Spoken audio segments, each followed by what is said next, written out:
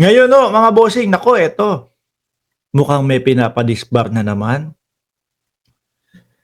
Mukhang may pinapadisbar na naman mga kababayan. Pera ng taong bayan kasama pa pamilya sa gala, inayos kasi mga bank account, baka ma-open, sabi ni Sambong. Eto may pinapadisbar mga bossing, ha? Sino po? Nako, yung isang miyembro po ng Duterte. Ano? Yung isang miyembro ng Duterte, mga kababayan, gusto pong ipadisbar. Ayan, oh. Naalala nyo po, yung Kingmaker, sabi niya. sabi niya yun, ha? Kasi ang gustong sabihin o gustong ipahayag sa mamamayang Pilipino, ako ang naglagay o ako ang dahilan kung bakit nandyan sa pagka-presidente si Bongbong Marcos.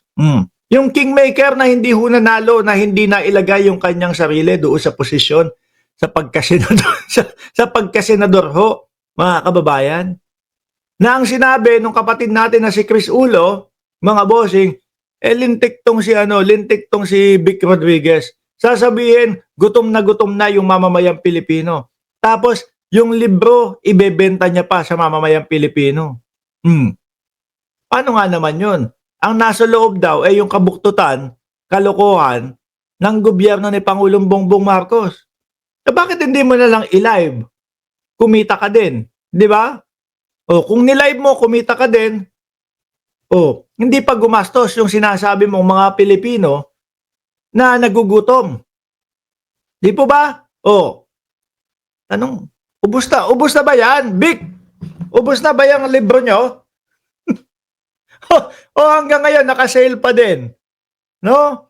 Mukhang ipinipilit na nilang ibenta tong libro na ito, mga kababayan. Tapos na yung election, tapos na yung halalan. Baka meron pa din, no? No? Kingmaker! Fallout! Vic Rodriguez disbarment sought over tell-all book. Ayun, no? Ayun, no? Sino ho ito, mga kababayan? Former Executive Secretary Vic Rodriguez is facing a disbarment complaint before the Supreme Court over alleged breach of client confidentiality. Ay, lako! Naisama siguro ni Vic Rodriguez itong nagrereklamo sa kanya. Isinulat siguro doon sa libro. Kasi, syempre mababasa ng mamamayang Pilipino. Lako, mukhang may sablay nga doon si Rodriguez mga kababayan. Ulitin ko former Executive Secretary Vic Rodriguez is facing a disbarment complaint before the Supreme Court over alleged breaches of client confidentiality stemming from his tell-all book on President Ferdinand Marcos Jr. campaign and early presidency. The complaint, law student Jason Binay Suarez accused Rodriguez of violating the Code of Professional Responsibility and Accountability by revealing sensitive details in Kingmaker hard copy. Kasi hindi pa nakontento kay Maharlika, ano? Hindi pa ho sila nakontento kasi kay Maharlika. Samantalang ayun, lahat, sabi naman lahat naman nung nandiyan sa libro na yan, ibinablog ni Maharlika. So parehas lang din ho. Kumbaga gusto lang pagmukain na nasa libro, na pangmatalinuhan no. Kasi kay Maharlika kapag ka ibinlago merong mga jutang ginames, may mga ganun no? Merong mga kung ano-anong word siguro dito gawin natin na mas presentable yung mga lengguwaheng gagawin natin. Ayan, mukhang kakaharapin po is disbarment kay Panort. Ay, kay Vic Rodriguez. Kasi kayo Panort ng Panort Basahin ko po ng mabilisan din itong balita na ito, mga kababayan. Sabi dito, Suarez, a nephew of former Vice President Jejomar Binay. Aba, bigatin din pala.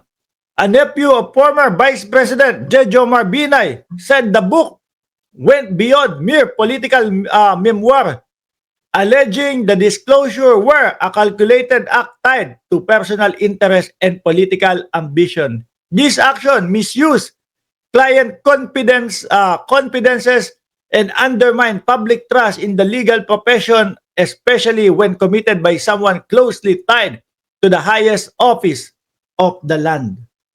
Yari ito, si Vicky Rodriguez, mga kababayan. Akala ko kasi nila, porkit hindi sumasagot si Pangulong Bongbong Marcos, gano'n na lang at lang gano'n yun.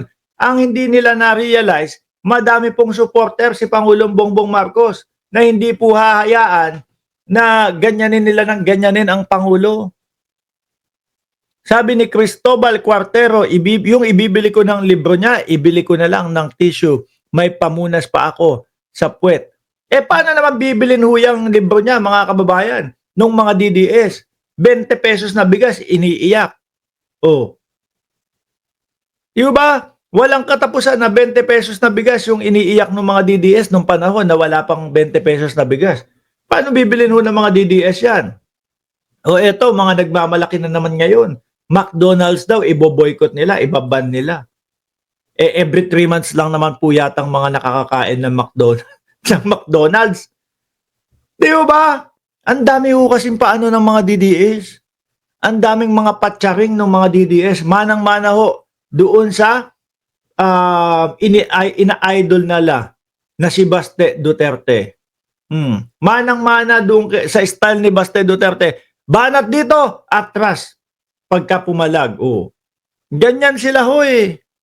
Anyway, mga bossing, iwanan na ho natin yan at dakuin natin si Chis Escudero dahil ang sinasabi po dito, mga kababayan, no? Para matsugi si Chis o para maalis o masibak si Chis. Eto ho, mga bossing. Balita po ng Politico. .com.ph. Nako, dito pala lumabas yun. Para matsugi si Chis Escudero tags house for revealing campaign donor na nag-donate sa kanya ng 5.2 billion nung panahon ng eleksyon, mga bossing. At ito po ang matindi. No? Ang sinasabi o may nagsasabi ho na yung top campaign donor ni Chis Escudero siya ding malaki ang natanggap doon sa mga flood control, mga kababayan. Basahin ko para sa inyo. Senate President Francis Escudero has accused political forces in the House of Representatives of orchestrating a demolition job against him over the revelation that his top campaign donor had secured billions of pesos in government flood control project. Demolition job daw ho yun. Paano kung totoo naman? Di ho ba?